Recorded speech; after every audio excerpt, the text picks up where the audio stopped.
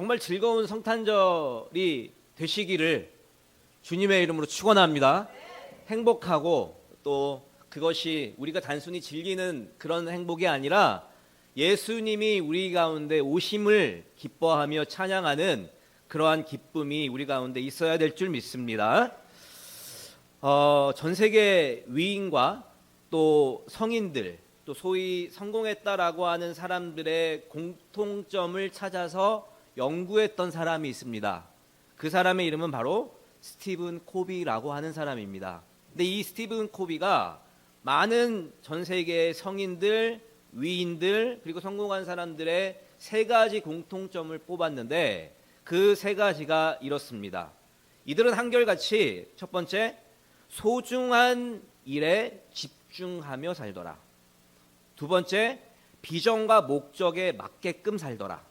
세 번째, 환경에 끌려 살아가는 것이 아니라 주도적으로 살아간다라고 요약하고 있습니다.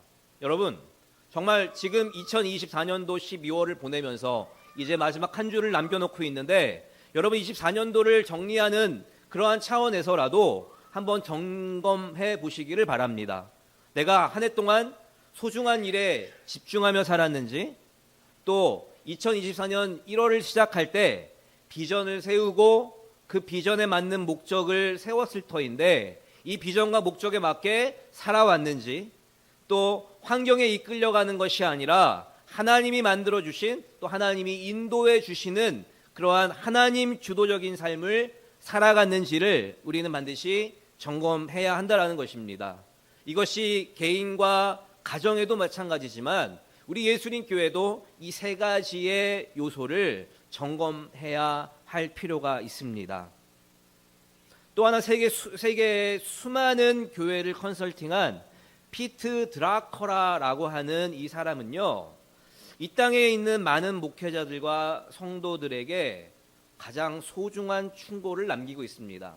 그 충고가 뭐냐면요, 많은 일을 올바르게 하려 하지 말고 한 가지 일을 하더라도 그 일을 올바르게 해내라라고 이야기하는 것입니다.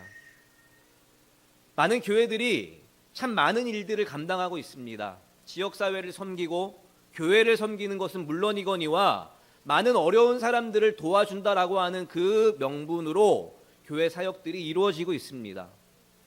예전에 저희 나라에 기독교가 들어와서 가장 먼저 했던 것들이 학교를 짓고 또 교회를 세우고 또 선교를 하는 그러한 귀한 사역들을 감당했던 그 대대의 전통이 이어져 와서 우리 교회들이 그것을 잘 양성하고 또 계속해서 이어져 나가고 있는데, 중요한 것들은 이러한 사역들도 너무나 귀한 사역이지만 가장 중요한 복음 사역을 놓치는 그러한 교회도 많아지고 있다라는 거예요.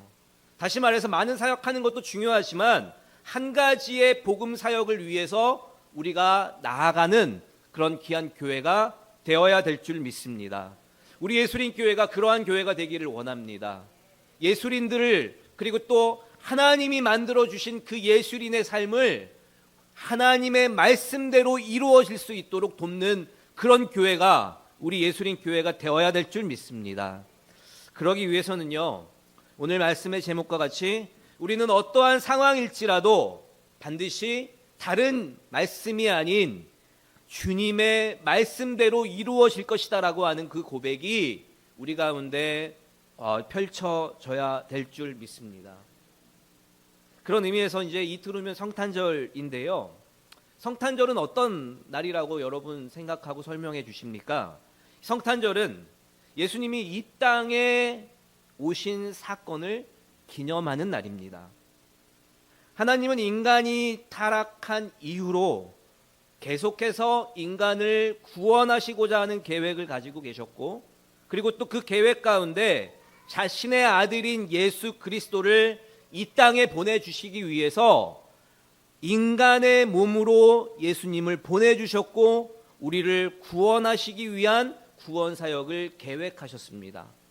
그리고 나서 이제 구약에서 그러한 예언들을 계속해서 선포하게 되고 이제 신약에 와서 이제 그 구약에서 선포한 메시지를 실행해야 하는 그러한 모습을 보여주고 있는데, 오늘 이 본문에 나오고 있는 이 본문의 말씀은 이사야서 7장 14절의 말씀이 성취되는 그런 귀한 말씀으로 해석해 볼 수 있습니다.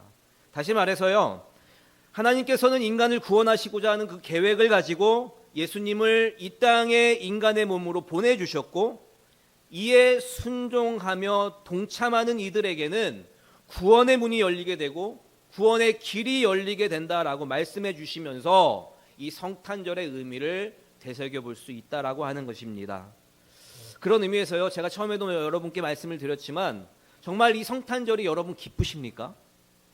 정말 이 성탄절이 쉬니까, 또 휴일이니까, 또 선물을 받으니까 라고 하는 여러 가지 이유로 기뻐할 수 있지만, 정말 근원되는, 그리고 복음의 시작인 예수 그리스도가 이 땅에 오셨기 때문에 우리는 기뻐해야 한다라고 하는 그 사실 때문에 여러분 기뻐해야 한다라는 거예요. 다른 많은 것들이 에피타이저이고, 예수 그리스도께서 이 땅에서 탄생하시고 그리고 우리를 위해서 구원하시기 위해서 동정녀 마리아의 몸을 빌려서 탄생하셨다라는 그 기쁨을 우리가 마음속에 새겨야 한다라는 것입니다. 사랑하는 우리 성도 여러분, 우리가 매일매일 기쁘고 또 매일매일 하나님의 은혜 가운데 살아가는 것은 당연한 이치입니다.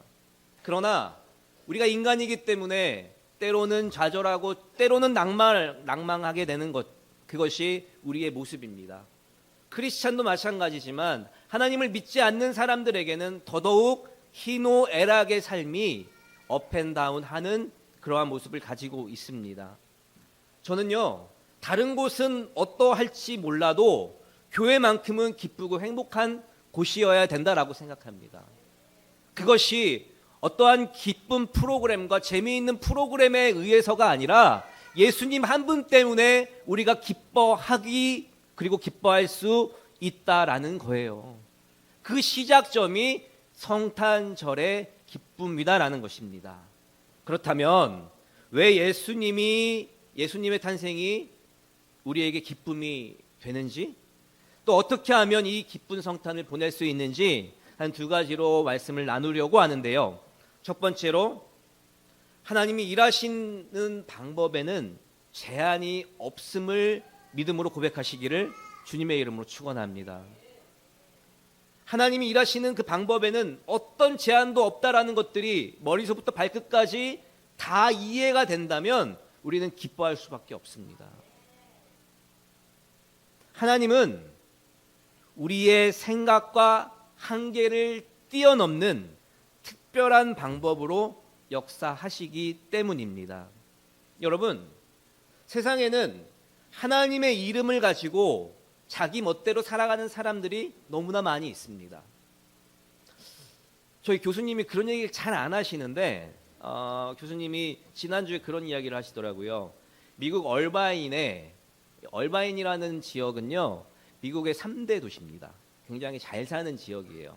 근데 그 얼바인이라고 하는 지역에 한 200~300명 되는 목사님이 암에 걸리셔서, 위암에 걸리셔서 미국에서 수술을 받기 위해서 강남 세브란스 병원으로 오셨답니다. 근데 그 누구의 지인의 소개로 오셨대요. 근데 지인이 우리 교수님한테 이분이 목사님입니다라고 얘기를 했다라는 거예요. 근데 그 질문지, 그 수술을 하기 전에 동의서를 쓰고 그리고 그 내용들을 점검하는 상황 가운데 보니까 체크가 되어 있는 게 술, 담배가 다 체크가 되어 있다라는 거예요. 여러분, 하나님의 이름을 빙자해서 자신의 권위와 또 자신의 모습을 드러내고자 하는 사람들이 이 세상에는 너무나 많이 있습니다. 이 말을 오해하면 한계라고 하는 부분들, 그리고 특별한 방법이라고 하는 부분들을 오해하게 되면 하나님은 기적적으로 일하신다라고 하는 생각을 갖게 된다라는 거예요. 그 목사님도 마찬가지일 거예요. 내가 담배를 피고 술을 먹지만 그래도 하나님은 나한테 기적적으로 일하셔 라고 하는 잘못된 생각을 가지고 있기 때문에 그러한 오해가 일어나게 되는 부분을 생각해 볼 수 있습니다. 결국 특별한 체험과 사건에만 집착하는 잘못된 믿음을 가지는 것이 이 오해의 모습을 보여주고 있다는 것입니다. 그러나 하나님이 일하시는 방법에 어떠한 제약도 없다라고 하는 정확한 의미는 하나님은 그 어떤 것이 기적이고 특별하고 일상의 사건이든 어떠한 사건이든 간에 우리가 기대하지 못하고 예상하지 못하는 하나님의 방법대로 일하신다라는 것들이 이 제약이 없다라고 하는 정확한 해석이 될 수 있다라는 거예요. 우리의 뜻대로가 아니라 하나님의 뜻대로 하나님의 방법대로 일하시는 그러한 믿음을 고백할 때 우리에게 한계가 없는 하나님이 찾아오신다라는 것입니다. 그런 의미에서 오늘 성경을 보면 천사가 마리아에게 나타나서 아이를 임신할 것이다. 그리고 그 아이는 구원자요 하나님의 아들이다 라고 고지하고 있습니다. 이것을 성경적으로 신학적으로 해석하면 수태고지라고 우리는 알고 있습니다. 여러분, 제가 오늘 사진을 준비하려고 그랬는데 제가 그걸 잘 못해요. 수태고지라고 하는 그 그림도 있습니다. 천사가 마리아에게 찾아와서 수태를 고지하는 그러한 장면이 연출되었던 그림이 있는데 굉장히 유명한 그림인데 오늘 장면이 그 장면의 내용입니다. 그 아이는 구원자요 하나님의 아들이며 그 아들 예수 그리스도가 처녀 마리아의 임신과 출산을 통해서 나오게 된다라고 고지하고 있는데 이 출산과 임신은 이성적으로 보면 말이 안 되는 것을 우리는 너무나 잘 알고 있습니다. 세상 사람들이 예수님 하나님은 믿는데 이건 믿지 않는 사람들이 더 많아요. 어떻게 처녀의 몸으로 예수 그리스도가 사람이 잉태되느냐, 그리고 그것을 나아가서 예수 그리스도 하나님이 어떻게 인간의 몸에서 예수 그리스도를 탄생시키느냐라고 하는 이 질문에 많은 사람들이 하나님을 이해하지 못하는 경우가 많이 있는 것을 여러분 알고 있습니다. 다시 말해서 이 처녀 마리아의 임신과 출산은 이성적으로 보면 말도 안 되는 그러한 사실이었지만 절대 불가능한 일이지만 이 안에 많은 의미가 내포되어 있음을 우리는 확인해 보아야 할 줄 믿습니다. 다시 말해서 오늘 이야기에서 동정녀의 탄생, 동정녀 마리아를 통해서 탄생하는 이 일도 굉장히 놀라운 일이고 또 사람의 몸을 통해서 하나님의 아들이요 또 하나님이 탄생한다라고 하는 이것이 하나님이 일하시는 방법이기 때문에 우리는 그 수태고지를 믿음으로 고백할 수 있다라는 것입니다. 사랑하는 우리 성도 여러분, 오늘 37절의 말씀에 보니까 대저 하나님의 모든 말씀은 능하지 못하심이 없느니라 라고 말씀해 주고 있습니다. 이것의 고백이 우리에게 100%로 믿어질 때 이 수태고지의 잉태 사건과 예수 그리스도가 이 땅에 오신 것이 믿어지게 되는 것입니다. 사랑하는 우리 성도 여러분, 모든 말씀에 능치 못함이 없음을 예수 그리스도의 이름으로 고백하시는 귀한 여러분 모두가 되시기를 주님의 이름으로 축원합니다. 그 증거가 예수님이지 않습니까? 인간의 몸으로 오셨고 그리고 우리의 죄를 위해서 십자가에 달려 돌아가서 사흘 만에 다시 부활하신 그 예수님을 우리는 역사적으로도 다 알고 있다라는 것을 그 증거로 해석해 볼 수 있다라는 것입니다. 사랑하는 우리 성도 여러분, 지금 여러분의 기도의 제목은 무엇입니까? 그리고 여러분이 해결하지 못하는 문제는 무엇입니까?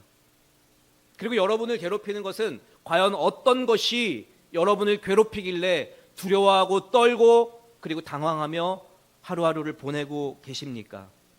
오늘 이 본문의 말씀과 같이 여자의 몸을 통해서 하나님의 아들이요 하나님이신 예수님이 탄생하신 것처럼 하나님이 우리의 일상에 찾아오셔서 놀라운 방법으로 우리를 구원해 주신다라고 하는 그 믿음의 고백이 있을 때 우리의 생각과 능력의 한계를 뛰어넘는 하나님이 일하고 역사해 주실 줄 믿습니다. 여러분, 하나님은 살아계시고 그 살아계신 하나님께서 우리와 함께하는 임마누엘 하나님으로 찾아오셨다라는 거예요. 그 임마누엘 하나님이 한계를 정해두지 않고 하나님의 생각대로 하나님의 방법대로 일하시는데 우리는 그것에 순종하며 나아갈 때 하나님께서 일하신다는 거예요. 다시 말해서 두 번째로 하나님은 스스로 순종하는 자들을 통해서 일하신다는 겁니다. 그냥 순종이 아니에요. 스스로 순종하는 자에게 일하신다라고 말씀해 주고 있습니다. 오늘 말씀을 너무나 잘 알고 있잖아요. 오늘 말씀의 주인공이죠. 마리아. 이 마리아는 이 본문에서 굉장히 당황하게 됩니다. 그리고 질문했을 거예요. 왜냐하면 이 사건은 처녀인 그녀가 받아들이기 어려운 일이었기 때문입니다. 이 일은 어느 누구도 이해할 수 없는 일이고 많이 걱정되는 일입니다. 분명 마리아는 사람들에게 부정한 임신을 하였다고 의심받게 될 것이고 또 이 의심을 통해 가혹한 처벌이 있을 거라는 두려움에 사로잡혔을 것입니다. 그러나 마리아는 오늘 이 38절 말씀을 통해서 이렇게 고백합니다. 마리아가 이르되 주의 여종이오니 말씀대로 내게 이루어지이다 하매 천사가 그 즉시 떠나갔다라는 거예요. 여기에 중요한 핵심이 있어요. 마리아가 천사를 통해 들려진 하나님의 말씀에 그 즉시 순종한 것이 아니었어요. 너는 잉태할 거야 라고 이야기했지만 굉장히 당황하고 두려워하고 그리고 떨며 다시 질문했다라는 거예요. 그러나 그렇게 질문하다가 그것이 그리고 그 천사의 말씀이 하나님의 뜻이구나라는 것들을 이해하고 그 바로 순종하는 마리아의 모습을 보여지게 된다는 것입니다. 저는요 아직까지도 저희 어머니랑 힘겨루기를 하는 게 뭐냐면 저희 어머니는 이 성경책인데 고추장이라고 하면 저희 집은 끝까지 고추장이어야 돼요. 왜 그런지 모르겠어요. 저희 어머니 말로는 여기에 순종하면 네가 목회에 성공한다. 그래서 훈련하는 거다라고 이야기하는데 인격적으로는 동의가 되지 않습니다. 근데 참 희한한 게 저도 저희 아이들한테 똑같이 행동을 하고 있더라고요. 참 신기해요. 그걸 다 한번 보면서 나에게 순종하고자 하는 또 순종해 주는 자녀들의 모습이 좋기도 하지만 하나님의 말씀을 붙들고 살아가는 자들에게는 순종이 가장 중요한 요소 중에 하나이기 때문에 저희 어머니가 또 그렇게 가르침을 주시지 않았나라는 생각을 할 수 있었습니다. 마찬가지로 오늘 이 본문의 말씀에서도 나는 주님의 여종입니다.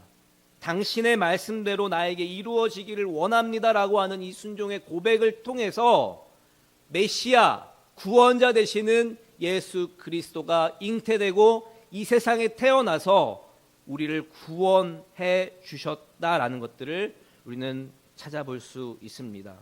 여러분, 우리가 하나님 앞에서 어떻게 행동해야 하는지를 오늘 본문에서 분명하게 이야기하고 있습니다. 어른들이 이야기하는 것, 그리고 또 목사님과 교역자들과 나의 선생님이 이야기하는 모든 내용들도 이 안에 포함될 거라고 생각을 합니다. 하나님의 명령 앞에서 그리고 또 올바른 명령 앞에서 우리가 어떻게 행동해야 하는지에 대한 가르침을 오늘 본문을 통해서 보여주고 있는데 중요한 것은 하나님은 우리의 자유를 존중해 주시는 그러한 분이십니다. 여러분, 아무리 목사의 자녀라 할지라도 아무리 기독교 신앙의 5대 6대를 지내는 가정의 자녀라 할지라도 그냥 강제적으로 예수님을 믿어라, 그리고 강제적으로 예수님은 살아계시고 성령 충만함이 너에게 임할 것이다 라고 가르친다고 해서 그것이 그에게 이해가 되지 않는다라는 것입니다. 저는 참 그런 부분에서 감사해요. 저는 저희 아버지한테 딱 한 대를 맞고 아버지가 이제 세상을 가셨는데요. 저희 아버지는 참 인격적이셨어요. 다른 목사님 아들, 요즘에 제가 저랑 같이 성장했던 주한장로교회와 순복음 인천교회와 인천 순복음교회, 그리고 여러 목사님들의 아들, 딸들을 만나게 되더라고요. 한번 물어봤어요. 야, 너네는 어땠어? 너네 아빠, 너네 아버지, 어머니, 목사님, 사모님은 어떻게 너희들을 키우셨어? 라고 물어봤더니 강압적으로 그 자리에 앉혔다는 거예요. 근데 그런 여러 가지 주한장로교회의 예전에, 지금 말고요, 나겸일 목사님 그리고 순복음 인천 순복음교회 제가 아는 최성기 목사님, 그 모든 목사님의 자녀들이 다 빗나갔어요. 다 어긋났어요. 저만큼이나 돌았어요. 참 너무 신기하더라고요. 저는 아버지가 자유롭게 해줬음에도 불구하고, 근데 그 친구들의 이야기를 들어보니까 아버지가 조금만 자유를 줬다라면, 저도 그런 압박감이 있었거든요. 저희 아버지도 작은 교회는 아니었거든요. 중대형 교회 목사님이셨기 때문에 중대형 교회 목사님의 아들로 보여져야 한다라는 것들이 큰 부담감으로 자리할 수밖에 없었거든요. 그래서 더블 캐릭터를 가질 수밖에 없었고, 그리고 투 캐릭터를 통해서 내가 아닌 삶, 또 나의 삶을 살아가는 그 이중적인 인격을 가지고 살아왔던 모습도 분명히 있었는데, 마찬가지로 하나님은 우리의 자유를 존중해 주시는 분이시고, 하나님은 억지로 강제로 우리에게 무언가를 요구하지 않는 분임을 우리는 다시 한번 기억해야 될 줄 믿습니다. 하나님은 세상을 구원하는 것이 그분이 이 땅에 오신 목적이었고, 그 엄중한 임무인 구원을 위해서 많은 방법을 동원할 수 있었어요. 폭력과 억압의 방식으로 우리 이 인류를 구원할 수 있었지만, 그런 방법을 사용하지 않으시고 예수 그리스도라고 하는 메시아를 겸손과 섬김의 모습으로 우리에게 보여주셨다는 것입니다. 다시 말해서 지금 이 시대에 우리가 예수님을 본받아야 하는 가장 첫 번째 목적은 겸손과 섬김으로 그 한 사람 한 사람을 인격적으로 인도해야 한다는 거예요. 아무리 교회 가자, 아무리 예수 믿어라라고 한다고 해도 인격적으로 동의가 되지 않으면 그것은 며칠 사이에 끝날 수밖에 없습니다. 여러분, 제가 드디어 저희 교수님한테 이제 고백을 했어요. 교수님, 이제는 교회를, 그리고 주일날 예배는 꼭 지키셔야 되지 않습니까? 라고 이야기를 했어요. 이러시더라고요. 근데 참 신기한 게, 저희 교수님이 사모님이 한 7년 전에 돌아가셨거든요. 한 번도 이렇게 소개팅이라고 하면 뭐하지만 안 하셨어요. 근데 지난주에 하셨어요. 근데 그 소개팅 하신 분이 교회 권사님이신 거예요. 그래서 제가 그 교회 권사님이랑 우리 교수님을 태우고 이제 다른 지역으로 이동을 하고 있는데 마침 그 얘기가 나온 거예요. 제가 목사인 걸 알고 또 우리 교수님이 저를 이제 소개해 주셔서 제가 그렇게 대놓고 이제 이야기를 했죠. 권사님, 이제 우리 교수님 교회 가셔야 됩니다. 라고 하니까 우리 교수님이 껄껄껄 웃으시면서, 그럼 이번 주부터 가지? 네. 제가 2년 동안 한 번도 이야기한 적이 없어요. 하나님이 마음을 바꾸어 주시는 그런 기간이 필요했고, 그리고 그 시간에 따라서 돕는 자를 붙여주셔서 이제 마지막 누군가는 열매를 맺게 되는 그러한 귀한 은혜가 있었다라는 것입니다. 다시 말해서 예수님 폭력과 억압이 아닌 순종과 겸손으로 우리에게 찾아와 주셨다라는 거예요. 우리는 때로 하나님이 우리를 억압하시는 분으로 이해가 될 때가 있습니다. 만약 내가 주님의 뜻대로 살지 못하면 나는 벌을 받을 거야 라고 생각하는 사람들이 정말로 많습니다. 하나님을 믿는 사람들조차도 내가 하나님의 뜻대로 살지 못했기 때문에 나는 벌을 받을 거야 라고 생각하는 사람들이 너무나 많아요. 제가 가장 싫어하는 게 뭔지 아십니까? 참 많은 교회들이 그러한 문제에 부딪히게 되고 그 결과를 바라볼 때 똑같은 상황을 연출하게 되는데, 물론 목사의 권위는 인정을 당연히 해야 합니다. 그런데 목사라고 하는 이 권위를 가지고 말도 안 되는 상황에 성도들을 억압할 때, 근데 성도님들은 그런 생각을 하시더라고요. 목사님이시니까 건들면 안 된다. 당연하죠. 목사님 건들면 안 되죠. 그러나 그러한 전제가 그 말의 어원으로서 끝나면 안 된다라는 거예요. 다시 말해서 모든 기독교의 핵심은 십자가입니다. 이 십자가를 통해서 섬김과 겸손이 묻어나게 되는 것이고, 그 섬김과 겸손을 통해서 복음이 확장되어 나가게 됨을 우리는 믿음으로 고백해야 될 줄 믿습니다. 그렇다고 해서 또 반대로 행동하는 사람이 있어요.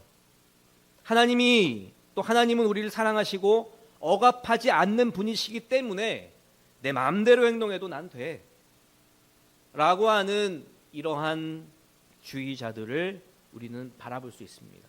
둘 다 틀렸어요. 그러나 중요한 것은, 우리가 기억해야 할 것은, 하나님은 우리를 강제하지 않으신다는 거예요. 그러나 우리가 하나님의 뜻을 거부하고 내 마음대로 살아갈 수도 없다라는 것들을 우리는 기억해야 된다는 거예요. 나의 자유의지가 있지만 그럼에도 하나님의 뜻대로 살아가는 것이 하나님의 자녀된 모습이고, 하나님의 뜻을 거부하고 내 마음대로 살아갈 수 없는 그러한 하나님의 자녀된 특권을 우리가 가지고 있다는 것을 믿음으로 고백하시기를 주님의 이름으로 축원합니다. 이제 말씀을 좀 정리하려고 하는데요.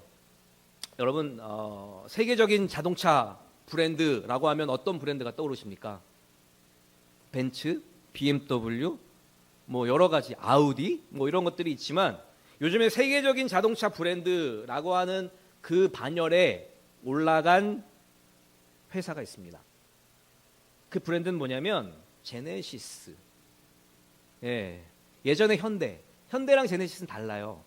제네시스라고 하는 것들을 분리해서 고급차만 만들어지는 이 제네시스도 뭐 1억이 넘어요, 한 대에.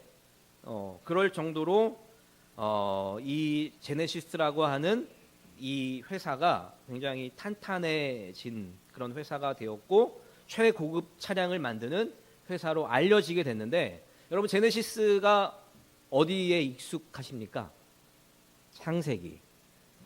영어로 제네시스가 창세기죠, 창세기.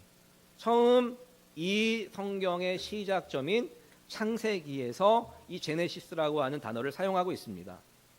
여러분 창세기 1장 1절 다 아시나요? 한번 외워보시겠어요? 시작. 태초에 하나님이 천지를 창조하시니라 라고 말씀해 주고 계시죠. 창세기에서 in the beginning 이라고 표현을 하면서 온 우주가 어디서 왔는지, 그 근원이 무엇인지를 이야기하면서 모든 것이 하나님으로부터 왔다라고 하는 사실을 선포하는 것, 이것이 창세기 1장 1절의 해석입니다. 다시 말해서 이 제네시스라고 하는 뜻이 태초에라고 하는 뜻이에요. 근데 이 태초에라고 하는 뜻이 많은 의미를 상징하고 있지만, 그 안에 신학적으로 그리고 성경적으로 해석을 해보면 모든 것이 하나님으로부터 시작되었고 하나님으로부터 왔다라고 하는 것들이 선포되는 의미로 해석할 수 있습니다. 그런데 이 제네시스라고 하는 의미가 신약에도 소개되고 있습니다. 그것이 마태복음 1장 1절입니다. 마태복음 1장 1절에 보면, 여러분 아브라함과 다윗의 자손 예수 그리스도의 계보다라고 시작을 하면서, 그 예수님의 계보가 이렇게 시작돼요. 아브라함의 아들 이삭, 이삭의 아들 야곱, 야곱의 아들 뭐 이렇게 하면서 그 대를 이어서 그 이후에 뭐가 나오냐면 예수가 나옵니다. 중간 다 삭제하고, 맞죠? 한번 우리 마태복음 1장 1절 2절 말씀을 저 찾아와야 되는데 죄송합니다. 마태복음 1장 2절에 보면 아브라함이 이삭을 낳고 이삭은 야곱을 낳고 야곱은 유다를 낳고 그의 형제들을 낳고 이렇게 쭉 내려오면서 결국에 이제 17장까지 긴 족보를 나열을 한 이후에 18절에서 이렇게 이야기를 합니다. 예수 그리스도의 나심은 이러하니라. 그의 어머니 마리아가 요셉과 약혼하고 동거하기 전에 성령으로 잉태된 것이 나타났더니 라고 말씀해 주시면서 성령으로 잉태된 예수 그리스도를 말씀해 주고 있다라는 것입니다. 다시 말해서 신약에 다시 한번 이 제네시스라고 하는 부분들이 다시 말해서 모든 것이 하나님으로부터 왔고 또 모든 것이 예수 그리스도 하나님의 아들 예수 그리스도로부터 다시 신약이 시작되었다라고 하는 부분으로 이 문구를 해석해 볼 수 있습니다. 그런 의미에서 제네시스라고 하는 이 단어가 엄청난 단어라는 거예요. 저희는요 이제 교회적으로 그리고 2025년도를 준비하면서 한편으로는 굉장히 기대가 되고 또 한편으로는 굉장히 부담이 되고 또 한편으로는 굉장히 두렵습니다. 지금까지의 많은 사역들이 또 이하평 목사님과 저와 우리 교역자들이 지금까지 쌓아놓았던 그 모든 목회의 이력과 경력을 이제 2025년도에 완벽하게 펼쳐지기를 주님의 이름으로 축원합니다. 이제 시작합니다. 두렵고 떨려요. 이 마리아와 같이 두렵고 떨리고 망하면 어떻게 하나. 그러나 하나님이 약속하신 약속의 말씀이 있기 때문에 저는 담대하게 나아갈 거라고 믿습니다. 이제 저희가 교회 장소를 이제 옮기게 될 것입니다. 아직 결정하지 않았지만 저희 교회 이름대로 그리고 예술인 교회다운 교회로 계획하고 있습니다. 그 사역을 통해서 서울뿐만이 아니라 이 부천 지역에 있는 예술인들을 살리는 교회가 되기를 주님의 이름으로 축원합니다. 이제 여러분이 쌓아놓았던 그리고 배웠던 그리고 경험했던 모든 것들을 이 부천시에 쏟아주시기를 주님의 이름으로 축원합니다. 하나님이 여러분들을 사용하여 주실 것이고 희노애락의 삶이 복음으로 바뀌는 그 모습이 우리 가운데 펼쳐지길 기대하며 나아가시기를 주님의 이름으로 축원합니다. 하나님 감사합니다. 하나님은 우리의 생각과 한계를 뛰어넘는 방식으로 일하고 계심을 믿사오니 하나님께 전적으로 순종하는 자들이 되기를 소원합니다. 하나님이 말씀해 주시는 그 말씀대로 이루어지기를 소원하오니 공동체로 일하게 하시고 우리 예술인 교회 가운데 성령의 충만함으로 함께하여 주시옵소서. 감사드리며 예수님의 이름으로 기도드립니다. 아멘.